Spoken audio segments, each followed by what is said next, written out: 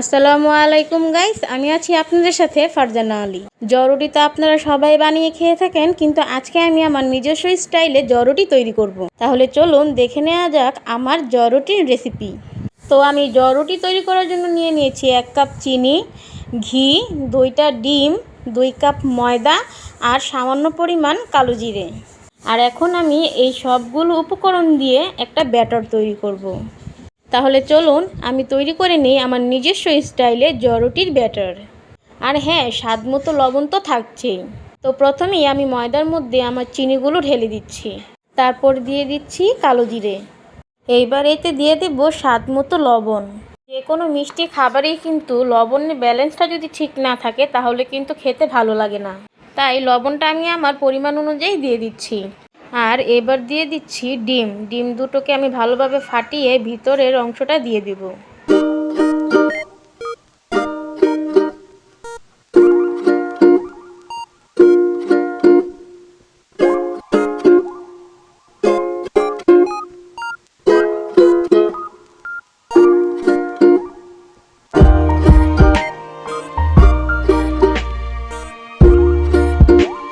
তো বন্ধুরা, আমার সবগুলো উপকরণ দেওয়া হয়ে গেছে। এখন আমি হাতের সাহায্যে এই উপকরণগুলো ময়দার সাথে মিশিয়ে নেব।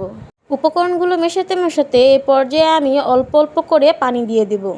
আর আমি এখানে নর্মাল পানি ইউজ করছি, আপনারাও কিন্তু পানিটা অল্প অল্প করে দিয়ে দেবেন, না হলে কিন্তু ব্যাটারটা অনেক পাতলা হয়ে যেতে পারে। তাই অল্প অল্প করে পানি দিয়ে ব্যাটারটা তৈরি করবেন আর তার ঘনত্বটা বোঝার চেষ্টা করবেন।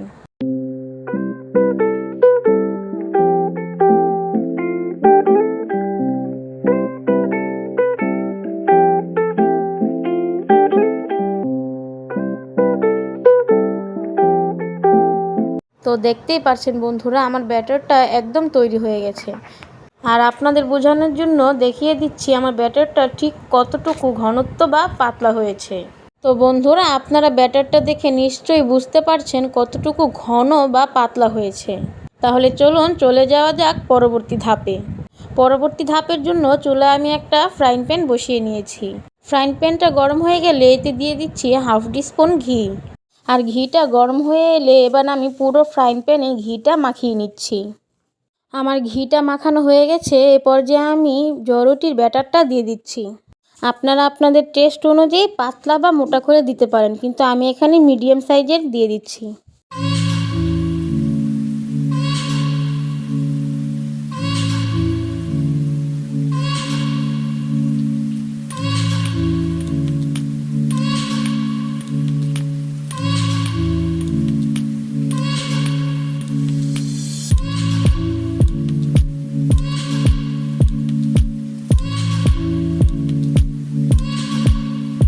তো দেখতেই পাচ্ছেন বন্ধুরা, আমি আমার ব্যাটারটাকে চামচের সাহায্যে গোল করে দিয়েছি। এবার এটাকে খুব ভালোভাবে উল্টে পাল্টে সুন্দর করে ভেজে নেব। আর এখনই ঘিয়ের একটা সুন্দর স্মেল আমি পাচ্ছি। আপনারা যদি বাসায় ট্রাই না করেন তাহলে বুঝতে পারবেন না কি সুন্দর একটা স্মেল বের হচ্ছে। এখন আমি জরুটিটাকে উল্টে দেব, কারণ আমার পিছনের সাইডটা হয়ে গেছে, তাই সামনের সাইডটা এবার ভালো করে ছেঁকে নেব। তো বন্ধুরা, তোমরা দেখতেই পাচ্ছ আমি রুটিটা উল্টানোর পর কি সুন্দর একটা কালার এসেছে। যেমন সুন্দর কালার এসেছে তেমনি সুন্দর গ্রান বেরোচ্ছে।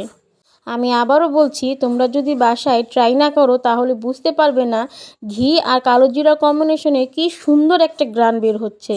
আর এখন আমি চেপে চেপে রুটির ওই সাইডটাও খুব ভালোভাবে ভেজে নেব। আর কালারটাও তো তোমরা দেখতে পাচ্ছ কি সুন্দর হয়েছে। তোমাদের দেখানোর সুবিধার্থে আমি আরও একটা রুটি তোমাদের ভেজে দেখাচ্ছি।